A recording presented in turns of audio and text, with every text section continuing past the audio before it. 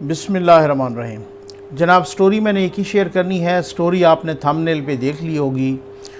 यूरोपीय पार्लिमान या यूरोपीय यूनियन पार्लियामेंट में पाकिस्तान के ख़िलाफ़ करारदाद पास हुई है।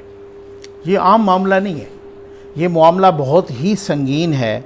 इस करारदाद में क्या हुआ है, इस करारदाद में किस किस का ज़िक्र आया है, इस करारदाद की तफसीलात क्या हैं, ये करारदाद क्यों पेश की गई, इस करारदाद के पेश होने से पाकिस्तान को क्या क्या नुकसान हो सकता है, ये सारी तफसील मैंने आसान तरीन अल्फाज में, और फिर उसके बाद पाकिस्तान का रद्द अमल क्या है, इस करारदाद में पाकिस्तान से मुतालबा क्या किया गया है, ये सारी तफसील और इस पर तबसरा और आखिर पर सवालात ज़रूर सुनिएगा, सवालात ज़रूर जानिएगा, क्योंकि सवाल जहाँ मर जाता है वहाँ ज़वाल होता है।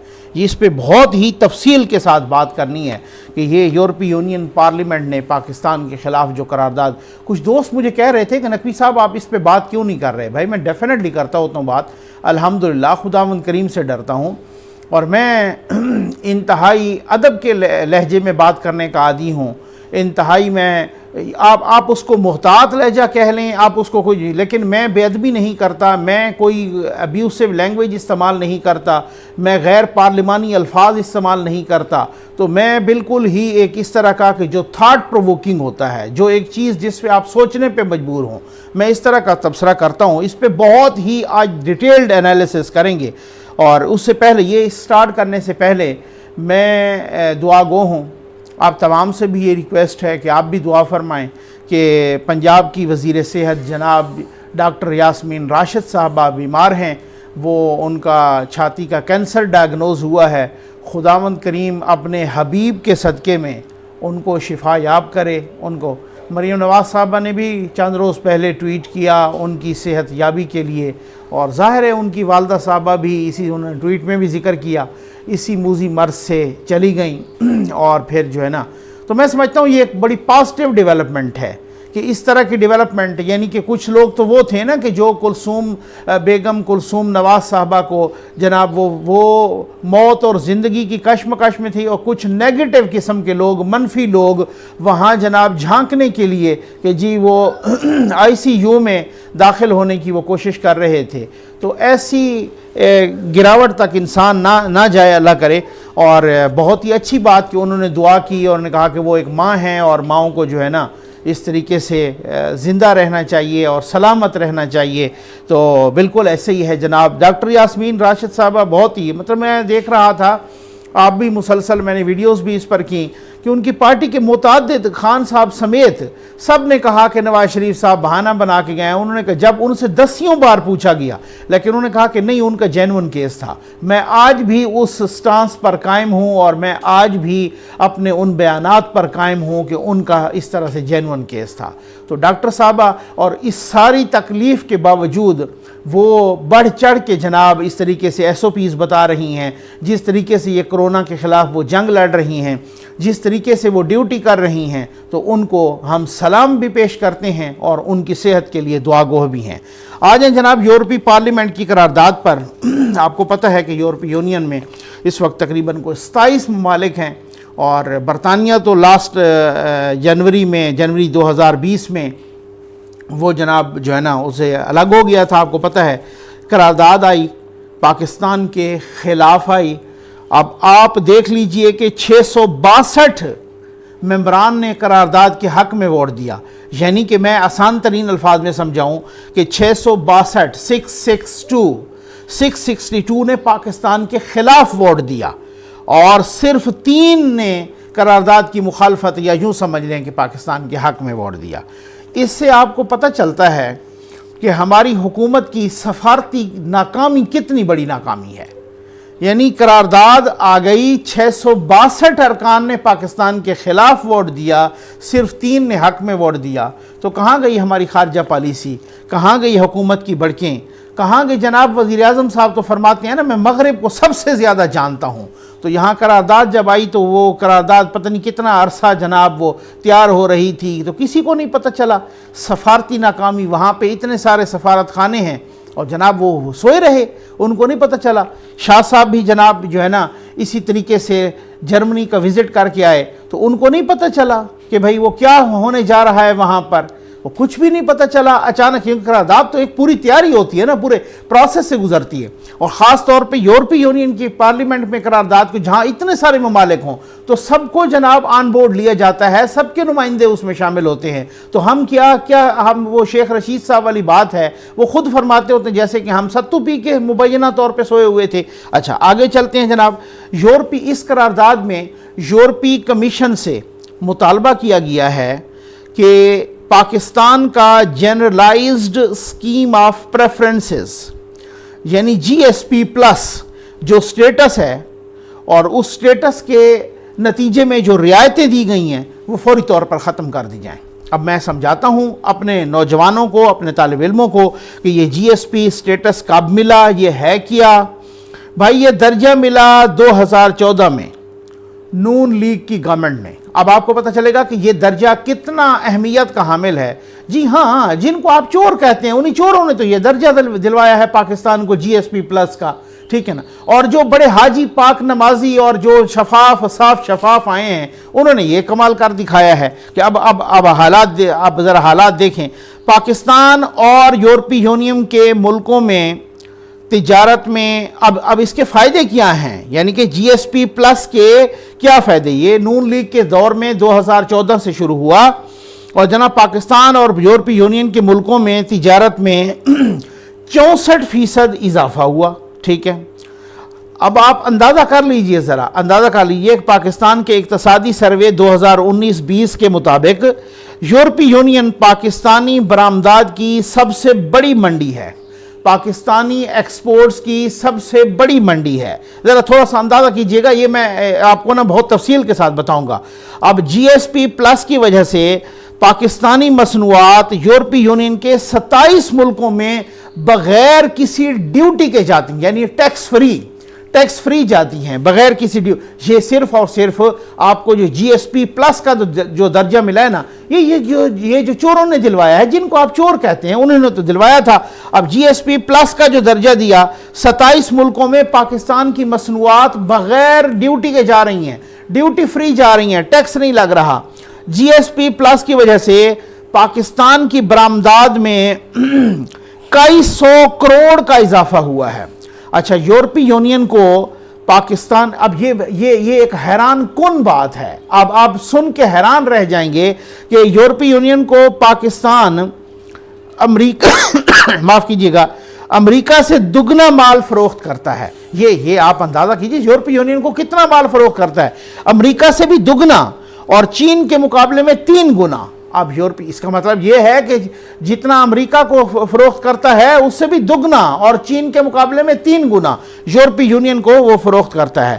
اب سب سے زیادہ ٹیکسٹائل کی مصنوعات ہیں، یہ تقریباً ہے 76%۔ یہ کپڑا وغیرہ جو پاکستان کا بن کے جاتا ہے نا ٹیکسٹائل کا، وہ 76% ہے، جس کا وزیر اعظم صاحب نے ذکر بھی فرمایا کہ اگر ہم فرانس کے سفیر کو نکالتے ہیں تو پھر کیا ہوا، پھر ہمارے لیے بہت بڑی پرابلم ہوگی، اور سب سے بڑی جو ہماری ٹیکسٹائل کی انڈسٹری ہے وہ بیٹھ جائے گی، کیونکہ 76% پاکستان میں سے یہ ٹیکسٹائل جاتا ہے، کپڑا وغیرہ جاتا ہے، وہ یورپی یونین کو جاتا ہے سب سے۔ اب آپ اندازہ کیجئے۔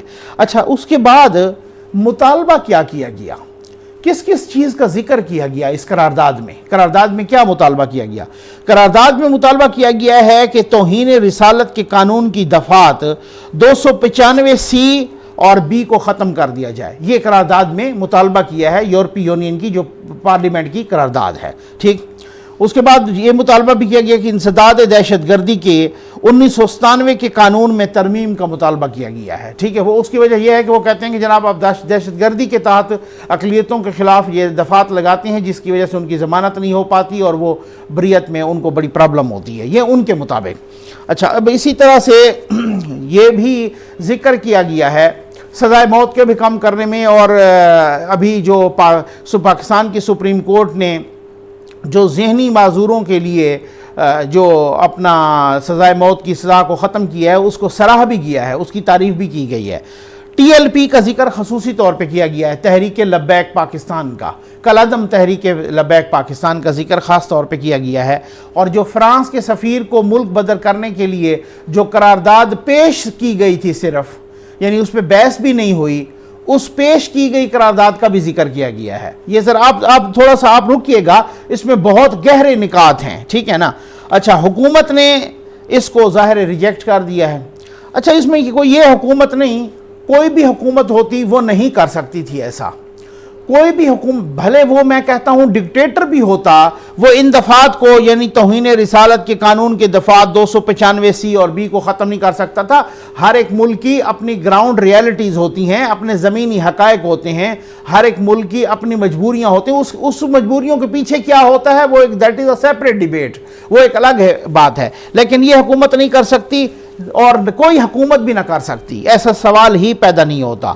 یہ حکومت تو ویسی ہی انتہائی کمزور ہے، کیونکہ جو معاشی حساب سے بھی بہت ہی ویک فوٹنگ پہ ہے، جو کہ اقتصادی حساب سے، جو کہ ایک اپنی پولیٹیکل حساب سے، ہر حساب سے، اور اس کا میں سمجھتا ہوں کہ قصور یہ ہے کہ اس نے قرارداد کو نہیں روکا۔ اس نے جناب ابھی جو بات ہوئی ان کے ساتھ فرانس کے جب معاہدہ کر رہے تھے کہ جی فرانس کے سفیر کو ملک بدر، تو کم از کم اس دانشور حکومت کو یہ بھی پتہ نہیں چلا کہ اس کے کانسیکوینسز کیا ہوں گے، اور پھر وہ کانسیکوینسز ملک کے اندر بھی بھگتنا پڑے، پولیس والے بھی زخمی ہوئے، باقی شہری بھی زخمی ہوئے، پولیس والے چلے بھی گئے بیچارے، باقی بھی گئے، تو اب افراتفری بھی ہوئی، انتشار بھی پھیلا، ملک بھی بدنام ہوا، اور پھر صرف اور صرف یہ ہے کہ ان کے ساتھ خیر سے معاہدہ بھی کر لیا۔ ابھی شاہ محمود قریشی صاحب جرمنی گئے، میں حیران ہوں وہ جرمنی کیا کر رہے تھے، سیر کرنے گئے تھے، ان کو نہیں پتا تھا کہ یہ قرارداد آ رہی ہے اور اس قرارداد کو روکنا ہے۔ اب اس بات یہ ہے کہ اب ایسا کیوں ہوا، یہ سب سے وہ پیوٹل پوائنٹ ہے میری سارے تبصرے کا، تجزیے کا، کہ ایسا ہوا کیوں۔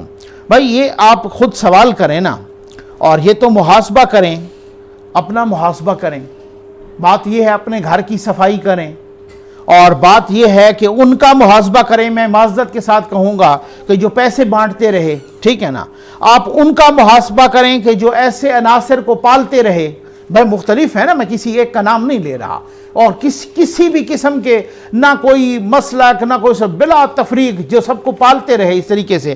بات وہی ہے نا کہ جن سانپوں کو پالا وہ سانپ کاٹنے لگے ہیں، آج پاکستان کی بدنامی ہونے لگی اور بہت سارا مسائل پیدا ہو گئے ہیں، اب آپ بھگتو۔ ریاست نے پالے ہیں نا، ریاست کی غلط پالیسیاں ہیں، بڑھ کے ہمت کریں، ذرا نام لیں کہ ریاست کی غلط پالیسیاں ہیں۔ اس طریقے سے ایسی قرارداد، میں سوال کروں گا نا کہ ایسی قرارداد ایران کے خلاف کیوں نہیں آئی؟ حالانکہ امریکہ بہت بڑا اس کا دشمن ہے، وہ ایک دوسرے کے ساتھ ڈائریکٹ ٹسل ہوتی ہے، سارا کچھ ہوتا ہے، اس کے خلاف کیوں نہیں آئی؟ ایسی قرارداد سعودی عرب کے خلاف کیوں نہیں آئی؟ ہم ان سے بڑے ٹھیکیدار ہیں، یہ بات ہے نا، ہمارے خلاف کیوں آئی ہے ایسی قرارداد؟ کیا ہم نے اس کے بعد سوال کریں گے، اپنے آپ سے پوچھئے، اپنے آپ سے سوال کیجئے کہ کیا، میں یہ نہیں کہہ رہا کہ 295C یا B یہ الگ بحث ہے، یہ بحث کرنا میرا بنتا ہی نہیں ہے، ٹھیک ہو گیا نا، کہ یہ فلاں ہے، یہ ٹھیک ہے، یہ غلط ہے، پارلیمان نے کیا، جس نے کیا، جو کسان۔ میں صرف یہ ایک سوال پوچھنا چاہ رہا ہوں انتہائی ادب کے دائرے میں یہ پوچھنا چاہ رہا ہوں کہ کیا اب تک ہم نے 295C اور B کا منصفانہ استعمال کیا ہے؟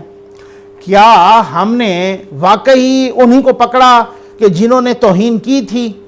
کیا ہم نے واقعی انہی کو پکڑا یا انہی کو جیل میں ڈالا یا انہی کے خلاف احتجاج کیا یا اس طریقے سے جو ہے نا، ہم نے نبی رحمت کے نام پر گھر جلا دیے، ہم نے نبی رحمت کے نام پر، ہم نے رحمت للعالمین صلی اللہ علیہ وآلہ وسلم کے نام پر گاؤں جلا دیے۔ کیا یہ واقعی انہی کو سزا دی گئی جنہوں نے اس طرح سے کوئی توہین کی تھی؟ یا یہاں پر تو ایسا بھی ہے نا، یہاں پر تو واقعات ہیں اور یہاں پر تو اس طرح کے ثبوت ہیں کہ پیسوں کی لڑائی ہوئی تو کسی پر توہین رسالت کا الزام لگا دیا، کسی پر ویسے ہی کوئی لڑائی ہو گئی کھیت میں ادھر ادھر تو توہین رسالت کا الزام لگا۔ تو بات یہ ہے کہ کیا ہم اپنے آپ سے پوچھیں کہ کیا ہم نے اب تک 295C اور B کا صحیح استعمال کیا؟ آپ یقین کیجئے میں پورے وثوق سے کہہ رہا ہوں کہ اگر صحیح ہم نے اس کا استعمال کیا ہوتا تو آج یہ قرارداد نہ آتی، اگر ہم نے صحیح استعمال، اگر ہم نے صرف انہی کو سزا دلوائی ہوتی یا دی ہوتی یا اس طریقے سے. اور دوسری بات، کیا یہ استعمال کسی کو جتھے کو اجازت ہے وہ چڑھ دوڑے، یا صرف یہ 295C یا B کیا ہے؟ what is this؟ قانون ہے نا، اور قانون کے نفاذ کا اختیار حکومت کو ہوتا ہے یا ریاست کو ہوتا ہے؟ یہی ہوتا ہے نا. قانون کے نفاذ کا اختیار مجھے تو نہیں ہوتا، کسی جتھے کو تو نہیں ہوتا، کسی لشکر کو تو نہیں ہوتا. یہاں پر تو ایسے ہی ہم نے دیکھا ہے نا کہ لشکر چڑھ دوڑا، جتھا چڑھ دوڑا، آج اس کے نتائج ہم بھگت رہے ہیں. آج پاکستان خدا نخواستہ اگر وہ GSP، میں نے آپ سے کہا کہ اگر یہ آپ کو فوائد میں نے بتائے کہ اس کے کتنے فوائد ہیں، اور اگر یہ GSP+ کا سٹیٹس پاکستان کا ختم ہو جاتا ہے تو آپ کو اربوں ڈالر کا نقصان ہو جائے گا. آپ کی برآمدات بیٹھ جائیں گی، آپ کی ٹیکسٹائل انڈسٹری بیٹھ جائے گی. تو بتائیں بھائی کتنا بڑا نقصان ہے. تو اب کیا خیال ہے کہ آپ کریں؟ میں نے آپ سے کہا نا بھائی، سعودی عرب ہے جہاں پہ حرمین شریفین ہے، جہاں پہ کعبۃ اللہ ہے، جہاں پر رسول مقبول صلی اللہ علیہ وآلہ وسلم کا روضہ ہے، جہاں مسجد الحرام ہے، جہاں پہ مسجد نبوی ہے، جہاں پہ ہمارے اس طرح سے متبرکات ہیں. اب آپ خود دیکھیں، اسی طرح سے باقی جگہیں دیکھ لیں. تو کیا ہم ان سے بہت بڑے ٹھیکیدار آ گئے ہیں اسلام کے؟ یہ مسلمان، میں معذرت کے ساتھ کہوں گا، بہت بڑے مسلمان ان سے آ گئے ہیں جو ہمارے خلاف ہو گئی، ان کے خلاف کیوں نہیں آئی؟ ایک بات. دوسری بات یہ ہے کہ کیا اس طریقے سے جب کوئی ایسا سلسلہ ہوتا ہے تو ظاہر ہے یہ تو بات ٹھیک ہے، یہ تو خان صاحب بھی بات ٹھیک کرتے ہیں، کپتان صاحب کے جذبات تو بہت ٹھیس پہنچتی ہے. ظاہر ہے ہر مسلمان، چاہے وہ نیکوکار ہو چاہے وہ گناہگار ہو، لیکن اس کے اپنے حساب سے، اور ہونا بھی ایسے چاہیے، اس کا اپنی جان، مال، عزت، آبرو، ماں باپ، اولاد، سب سے بڑھ کے ناموس رسالت ہے. یہ اس میں تو کوئی ڈیبیٹ نہیں ہے. اب انڈیویجولی جب کسی کے اس طرح سے جذبات مجروح ہوتے ہیں، انڈیویجولی وہاں پہ وہ ایکٹ کرتا ہے. جب اس طریقے سے وہ ریئیکٹ کرتا ہے، کوئی قانون کو ہاتھ میں لیتا ہے، تو پھر جو پاکستانی وہاں پر اوورسیز ہیں ان کی مشکلات اور بڑھ جاتی ہیں. وہ ڈیفینیٹلی نا، جو سن رہے ہیں ان کو وہ میری گواہی دیں گے، ان کی مشکلات اور بڑھ جاتی. اچھا، کسی اور ایک ملک کے آواز اٹھانے سے کوئی فرق نہیں پڑتا جب تک مور دین 50 مسلم ممالک وہ آواز نہ اٹھائیں. کیا وہ آواز اٹھا رہے ہیں؟ کیا ہمارا اتحاد ہے؟ کیا ہم نے آواز اٹھائی؟ کیا ہم نے کوئی مصنوعات کا بائیکاٹ کیا؟ کیا ہم نے اتحاد کا مظاہرہ کیا؟ کیا ہم نے اپنی آواز کو مجتمع کر کے، متحد کر کے ان تک پہنچایا؟ کبھی بھی نہیں. ہم منقسم ہیں، منقسم، اور اس طریقے سے جو تقسیم شدہ قوم ہوتی ہے یا امت ہوتی ہے. اب معذرت کے ساتھ کہوں گا، امت کا تو کانسیپٹ ہی خیر سے غرق ہو گیا نا. وہ تو کیا رہ گیا ہے، ٹھیک ہو گیا نا، کہ جب وہ اس طریقے سے کہ کوئی ایک جسم کی مانند ہے اور وہ جسم کے ایک حصے کو تکلیف ہو. ایسا پریکٹیکلی ہے؟ ایسا آپ کو دکھ رہا ہے؟ اچھا، پھر اس کے بعد نواز شریف صاحب نے کہا تھا کہ جی گھر کی صفائی، تو ہم نے اسے غدار کہہ دیا. خواجہ آصف صاحب نے کہا تھا کہ ہمیں پہلے اپنے گھر کو ٹھیک کرنا ہے، ہم نے اسے غدار کہہ دیا. تو ہم نے کیا ہم تو اس طریقے سے بطور ریاست جو ہے نا، اور ریاستی عناصر اس طریقے سے وہ جو خیر سے گیمیں کھیلتے رہے، اور جو خیر سے جو ہے نا اس طرح کے کھیل کھیلتے رہے. آج جب دائرہ تنگ ہوا تو پھر اس کے بعد سارے کے سارے سر جوڑ کے بیٹھ گئے. اب جناب کیا ہوگا؟ یہ ڈان لیگز کیا تھی؟ ڈان لیگز یہی تھی نا میرے بھائی، کہ کہا گیا کہ یا تو آپ ایسے عناصر کے خلاف، شدت پسند، دہشت گرد، ان عناصر کے خلاف کارروائی کریں، یا اگر کارروائی نہ کریں تو پھر پابندیوں کے لیے تیار ہو جائیں. ٹھیک ہے، یہی بات انہوں نے کہا جی باہر نکلی ہے، یہ تو پتہ نہیں کو ملک کے خلاف ایسی سازش ہو گئی ہے. اس ڈان لیگ کی بنیاد پہ کیا ہنگامہ بپا کیا گیا، کس طریقے سے مالشیا اور پالشیا چینلز کو لگا دیا گیا، کس طریقے سے لوگوں نے اس طریقے سے کیا کس کو غدار ڈکلیئر کر دیا ڈان لیگز. تو پھر بھائی اگر آپ نے ذاتی مقاصد کے لیے مذہبی جذبات کو بھڑکایا تو آج بھگتو پھر. اس طریقے سے پاکستان کے اگینسٹ جو پابندیاں خدا نخواستہ لگ جائیں، جو وہ گرے لسٹ سے بلیک لسٹ میں چلا جائے، اس کا کسی کو اندازہ ہے کہ کیا ہوگا؟ جس طریقے سے مذہبی جذبات کو اپنے ذاتی مذموم مقاصد کے لیے بھڑکایا گیا. آپ ذرا تقاریر سنیے ابرار الحق صاحب کی. ٹھیک ہے، ماشاءاللہ جو آج ہلال احمر کے چیئرمین ہیں، پاکستان ہلال احمر کے، ٹھیک ہے، یہ ریڈ کراس کے، اب آپ اندازہ کیجئے ان کے ذرا 2018 کے الیکشن میں اور الیکشن سے قبل الیکشن کے دوران ذرا تقاریر سنیے انہوں نے کس طریقے سے مذہبی جذبات بھڑکائے احسن اقبال صاحب کے خلاف، اور وہ مذہبی جذبات کی بھڑکانے کی وجہ سے احسن اقبال صاحب پہ گولی چلائی گئی اور جناب وہ زخمی ہوئے، تو اللہ نے انہیں بچا لیا، ٹھیک ہے نا، ان کے کندھے میں لگی اور اس طریقے سے ان پہ، یہ تو اللہ نے انہیں زندگی دی نہیں، تو ہم نے تو کسر کوئی نہیں چھوڑی، ہم نے تو کسی قسم مذہبی کارڈز ٹھیک کر کے استعمال کیا، اداروں نے بھی استعمال کیا، انڈیویجولز نے بھی استعمال کیا، سیاسی جماعتوں نے بھی استعمال کیا، باقی تو پھر آپ کو پتہ ہے کس کس نے استعمال کیا، مختلف جتھوں نے بھی استعمال، ہر کسی نے استعمال کیا، تو پھر اس کے بعد کیا ہوا؟ پھر اس کے بعد وہی بات ہے کہ جب آپ ایک سٹیج ہوتی ہے نا، جب آپ اپنے پٹھے کاموں کو روک سکتے ہیں، اور بعض اوقات آپ کے پٹھے کام اتنے زیادہ ڈیٹیریوریٹ ہو چکے ہوتے ہیں، اتنے زیادہ بگڑ چکے ہوتے ہیں کہ پھر اس کے بعد آپ کے اپنے بس کی بھی بات نہیں ہوتی، آپ کے وہ کینسر پھیل چکا ہوتا ہے، پھر بعض اوقات اللہ معاف کرے اس طریقے سے پھیل چکا ہوتا ہے کہ ان اعضاء کو ساتھ کاٹنا پڑتا ہے۔ یہ بڑا ایک بہت بڑا، اب بھی کوئی اس طریقے کا ہوش کے ناخن نہ لیے گئے، اور اب بھی اسی طریقے سے، یہ میں آپ کو بتاتا ہوں نا کہ معذرت کے ساتھ کہ جو اسٹیٹ کی ایجنسی، اسٹیٹ کے ادارے، باقی لا انفورسمنٹ ایجنسیز، باقی گورنمنٹ، باقی ریاست کی باقی چیزیں، وہ تو کوئی صحافیوں کے پیچھے لگی ہے، کسی کو مار رہے ہیں، کسی کو جناب گولی چلا رہے ہیں، کسی کو اغوا کر رہے ہیں، کسی کو اٹھا رہے ہیں، مطلب بات یہ ہے نا، ہماری پرائرٹیز تو دیکھیں نا، کہیں کوئی حکومت گرا رہا ہے، کہیں کوئی حکومت بنا رہا ہے، کہیں کوئی الیکشن چوری کر رہا ہے، یہاں پہ تو کسی کا کوئی توجہ ہو تو تب ہے نا، یہاں پر تو اس طریقے سے کل تک جناب حافظ سعید صاحب ہمارے ہیرو تھے، اب اس کے بعد جناب ادھر سے پریشر آیا، ادھر سے ڈنڈا پڑا، آج وہ ہمارے ولن ہیں۔ تو بس بات یہی ہوتی ہے کہ ہم نے اپنا مفاد کب سوچا؟ ہم نے تو کبھی کسی کا مفاد دیکھا، کبھی کسی کا مفاد دیکھا، کسی نے پاکستان کا مفاد دیکھا؟ تو میرے بھائی اگر اب بھی نہ دیکھا گیا تو بہت دیر ہو جائے گی، اگر اب بھی نہ دیکھا گیا تو بہت نقصان ہو جائے گا، کیونکہ ہم مریخ پہ نہیں رہتے۔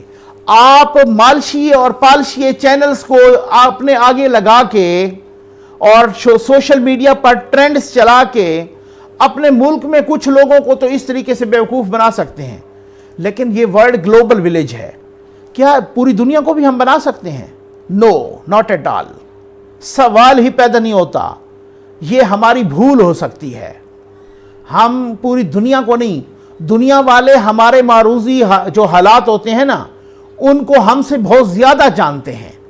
دنیا آج ایک گلوبل ولیج ہے، جو وہاں پر امریکہ میں بندہ بیٹھا ہے، وہ بہت ساری دفعہ مجھے پہلے وہ خبر بھیج دیتا ہے یہ ہو گیا ہے پاکستان میں، اس پہ نقوی صاحب تبصرہ کیجئے۔ تو بات یہ ہے، یہ گلوبل ولیج ہے، لوگوں کے پاس بڑے سورسز ہیں، ریسورسز ہیں، ان کی ایجنسیز سٹرانگ ہیں، ان کے بہت سارے خبر رساں ایجنسیز ہیں، ان کی بہت ساری ایک ایک پل پل کی، لمحہ لمحہ کی خبر ہوتی ہے، ہمارے انٹرنل سچویشن، اور پھر ہم کہتے ہیں فلاں دشمن، یہ دشمن۔ بھائی ہم خود اپنے سب سے بڑے دشمن ہیں، ہم خود جب اپنے سے دشمنی نہ کریں، ہم سے کوئی دشمنی، اب آپ ایک حریف سے اگر ایکسپیکٹ کریں کہ وہ آپ کو جو ہے نا، آپ کو سامنے پلیٹ میں پتہ نہیں کیا چنے رکھ کے دے گا، یا آپ کو خوراک رکھ کے دے گا اور آپ کو پانی پلائے گا ہر دفعہ، ایسا نہیں ہوتا۔ یہاں پر ایک مفادات کی دنیا ہے، نیشنل انٹرسٹ کی دنیا ہے، یہاں پر اپنے نیشنل انٹرسٹ کو خود سیو کرنا ہوتا ہے، اور اگر آپ انٹرنل لیول پہ اس طریقے سے کبھی سیاست میں مداخلت، تو کبھی ایک کو گرا کے، تو کبھی دوسرے کو بنا کے، تو کبھی اس کو سنوار کر کے، تو کبھی اس کو، تو اس طریقے سے اگر چلیں اور ریاست اس طریقے سے کام کرے تو پھر یہی ہوتا ہے جس موڑ پہ ہم آ کے کھڑے ہیں۔ امید ہے آپ کو ویڈیو پسند آئی ہوگی، آپ کا بہت بہت شکریہ۔